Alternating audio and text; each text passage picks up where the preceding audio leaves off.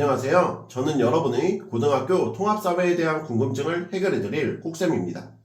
오늘은 23번째 시간으로 인구 문제의 양상과 해결 방안에 대해 공부해보는 시간을 가져볼게요.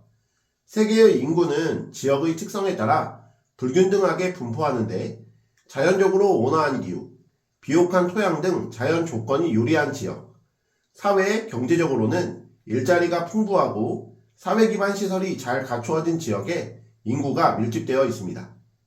선진국은 유소년층 비중이 작고 노년층이 큰, 개발도상국은 유소년층 비중이 크고 노년층 비중이 작은, 인도와 같이 남아선호 사상이 있는 일부 국가에서는 여자 100명당 남자 수를 나타내는 성비가 100보다 큰 남초 현상이 발생하는 등의 인구 구조를 가지고 있고요.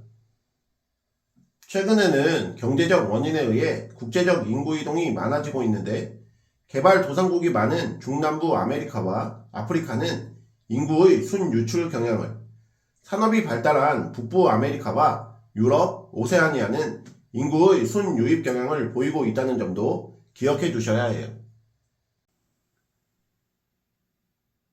자, 이제 본격적으로 대표적인 인구 문제들에 대해 알아볼까요?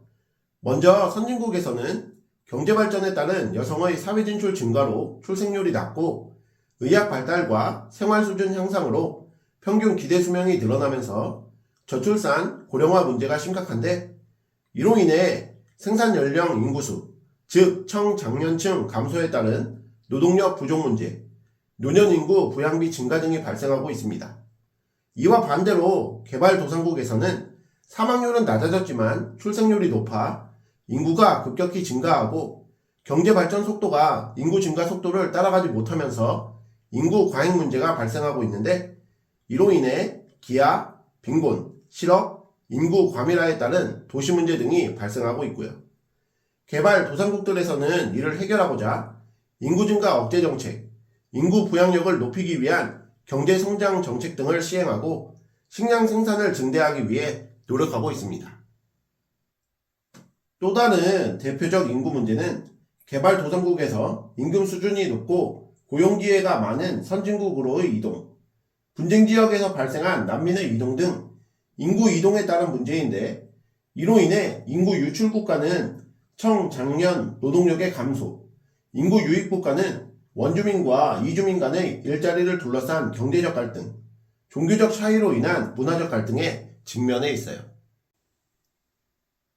미래에는 심각한 저출산, 고령화 현상으로 생산연령 인구가 감소하여 한 국가의 경제가 과도한 물가 상승을 유발하지 않고 자본, 노동, 총요소, 생산성 등을 최대한 효율적으로 사용하여 달성할 수 있는 국내 총생산 증가율을 의미하는 잠재 성장률이 하락하고 세대 간 갈등이 발생할 수 있는데 부모 모두에게 최대 3년간 휴직 보장, 2주간 아버지 휴가를 제공하는 프랑스, 16개월간 육아휴직, 2개월 아버지 휴가 의무, 자녀가 12세까지 매년 2개월 유급휴가를 지급하는 스웨덴, 3년간 육아휴직을 제공하는 독일의 출산율을 높이기 위한 정책처럼 공공보육시설 확대, 출산지원금과 양육비 지원, 양성평등 문화 정착 등 출산과 양육 지원 정책, 노동력 부족 문제를 해결하고 젊은 세대의 부양 부담을 줄일 뿐 아니라 기업의 노인 고용 확대로 노인의 경제활동이 활성화된 일본의 정년연장 정책과 같은 정년연장 노인 일자리 창출, 노인직업훈련 지원 등 노인의 경제활동 지원 정책 등의 인구정책을 통해 잠재 성장률을 유지하도록 해야 하며 연금제도, 노인복지제도 등 어려움에 처한 사회 구성원들의 생활을 국가가 공공지원을 통해 해결해주는 사회보장제도를 마련하고 가족윤리, 노인 공경 전통의 회복을 통해 세대 간 화합을 이루도록 해야 합니다. 자, 그럼 오늘 배우신 내용을 바탕으로 문제 풀어볼게요. 1번, 세계 인구 분포의 특징에 대한 설명으로 옳지 않은 것은? 이라는 문제인데요. 1번, 해안 지역보다는 내륙 지역에 인구가 많다. 2번, 냉온대기후 지역에 많은 인구가 분포한다. 3번, 아시아 대륙에 가장 많은 인구가 밀집되어 있다. 4번, 세계 인구는 대부분 남반구보다 북반구에 분포한다. 5번, 인구 분포의 자연적 요인보다 사회 경제적 요인의 중요성이 커지고 있다. 자, 우리 맨 처음에 세계의 인구는 지역의 특성에 따라 불균등하게 분포하는데 자연적으로 온화한 기후, 비옥한 토양 등 자연 조건이 유리한 지역, 사회 경제적으로는 일자리가 풍부하고 사회 기반 시설이 잘 갖추어진 지역에 인구가 밀집되어 있다고 공부하셨었죠. 또한 최근 과학기술의 발달로 자연적 요인의 제약이 극복 가능해지면서 풍부한 일자리와 사회 기반 시설 등의 사회 경제적 요인이 인구 분포에 큰 영향을 주고 있습니다. 이를 바탕으로 보기를 살펴보면 1번의 해안 지역보다는 내륙 지역의 인구가 많다가 틀림을 알 수 있는데요. 내륙 지역은 상대적으로 겨울이 춥고 물을 구하기 어려운 경우가 많아 해안 지역보다 인구 밀도가 낮은 편입니다. 그러므로 1번 문제에 대한 정답은 1번이 되겠습니다. 2번 문제도 풀어볼게요. 다음은 가나 국가의 인구 정책 중 일부를 정리한 것이다. 두 국가의 상대적 특징을 비교할 때 그래프의 A, B 항목으로 가장 적절한 것은? 이라는 문제인데요. 부부에게 16개월의 육아휴직을 보장하며 그중 2개월은 아버지에게 할당함. 첫 출산을 연기하는 부부에게 출산 지연 장려금을 지급함. 가 국가는 스웨덴으로 육아휴직 등의 복지제도가 잘 갖춰진 나라이고 나 국가는 출산율이 너무 높아서 아이를 낳지 않는 부부에게 출산 지연 장려금을 지급하는 인도인데요.